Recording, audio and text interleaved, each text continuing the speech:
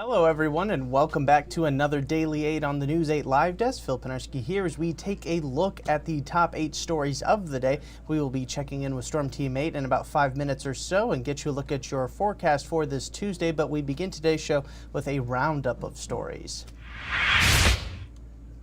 We have several crashes to report, including one that happened over the weekend in northern Michigan. 7 people were hospitalized in a head-on crash in Kalkaska County. 2 adults and 3 children from Grand Rapids were involved in the crash when a driver abruptly tried to pass a car that was trying to make a left turn and hit the family's SUV. A 5-year-old is listed in critical condition at this time with life-threatening injuries.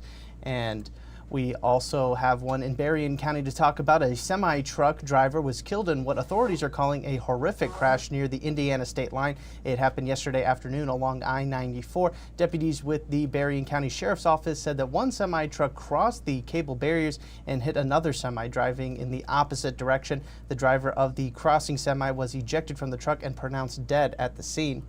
And another driver was hospitalized after crashing into a home early this morning in Dalton Township in Muskegon County. According to Michigan State Police, the driver, a 19-year-old, failed to stop at a dead-end intersection and then struck the home. Thankfully, no one was inside the home at the time. Authorities in all 3 areas are currently investigating each of these crashes at this time.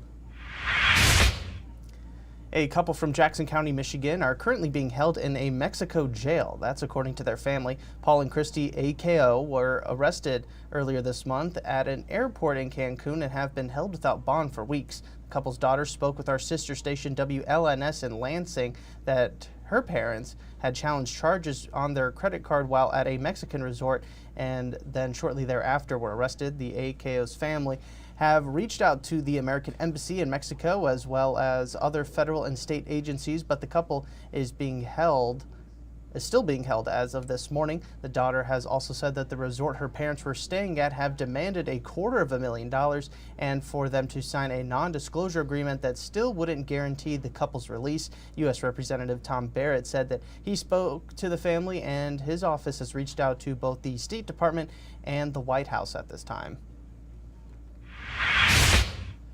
A Kalamazoo County deputy shot and killed a dog that the sheriff's office say was attacking him during a traffic stop on Monday. According to a release from the sheriff's office, the deputy saw a vehicle towing a dump trailer that was entering a Menards parking lot. The vehicle reportedly had stolen plates. The deputy then conducted a traffic stop, and as the driver and deputy were interacting, a dog that was inside the vehicle became aggressive and was able to get out of the vehicle and attack the deputy. The sheriff's office says that the deputy shot and ultimately killed the dog. The deputy's uniform and vest were bitten by the animal. In the incident, the driver was arrested and jailed on unrelated warrants and will also face charges for Monday's incident as well. The Comstock Public Schools Board of Education says that it has removed a policy on transgender students in response to a recent executive order. In a 5-2 vote during a closed session earlier this month, the board rescinded policy 5106, which outlined definitions, notifications, student records and privacy, restroom and locker room access. Despite the move, officials with the district say that transgender students would still be protected under other policies and state law as well. The superintendent said that students and staff are still required to report bullying and similar issues. Bathroom and locker room usage for transgender students are still protected by Michigan's Elliott Larson Civil Rights Act. The board said that they are committed to serving all students, and the vote was made in wake of the federal executive order. Some parents voiced their concerns on Monday, saying that they fear students might not have the safeguards to protect them now. Nearly a dozen Republican lawmakers in Michigan are petitioning to have the U.S. Supreme Court declare several voter-approved election laws as unconstitutional. The legislators claim that Governor Gretchen Whitmer and Secretary of State Jocelyn Benson violated their constitutional rights by enforcing laws passed through ballot proposals in 2018 and 2022. These measures include automatic voter registration, no-reason absentee voting, and the creation of an independent commission to redraw legislative and congressional districts. Benson has criticized the lawsuit, stating that Michigan voters made their decision to pass these measures. A federal district also dismissed the initial lawsuit back in 2023, citing a lack of standing for the lawsuit. Switching gears now, the Van Buren County Animal Control Shelter will be offering free pet adoptions this week. The goal is to help empty the shelter for renovations. The Van Buren County Sheriff's Office said the shelter will be getting new flooring and kennels. This is a perfect chance to not only help the shelter out, but also find a pet and give them a forever home. The adoptions will be free through this Saturday. Anyone that is interested in adoption can and is advised to visit the shelter during its open hours of 9 a.m. to 6 p.m. It is located on County Road 681. Now let's send it over to Storm Team 8 meteorologist Matt Kirkwood with a look at your forecast for today.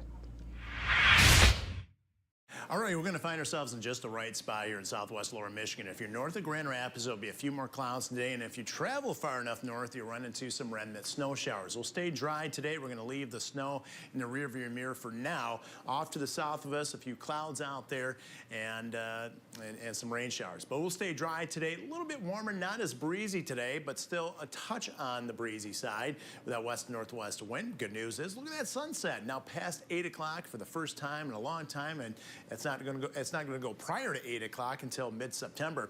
What we're tracking out there is gradually warmer through Friday. You really start to feel more of the warmth showing up on Thursday.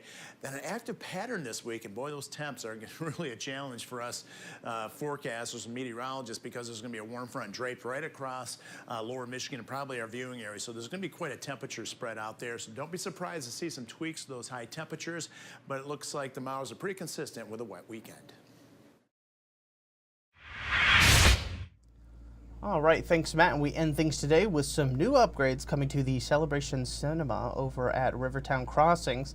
The more than $5 million renovations will be done to improve not only the outside of the theater, but also the experience when you go to check out a movie. Some of the upgrades include heated recliners, more food and drink options, and a full bar. Celebration Cinema will also get a C Premium auditorium added that features a 4K laser projector and Dolby Atmos sound. The hope now is for the construction and changes to be wrapped up sometime this May. And that's going to do it for us today on the Daily 8. We will, of course, have an extended version for you later today at 2 p.m. over on Wood TV Plus. Hopefully we see you there. I do want to thank everybody so much for tuning into this latest edition of the News 8 Live Desk. I'm Phil Penarski, and we hope you have a great rest of your day.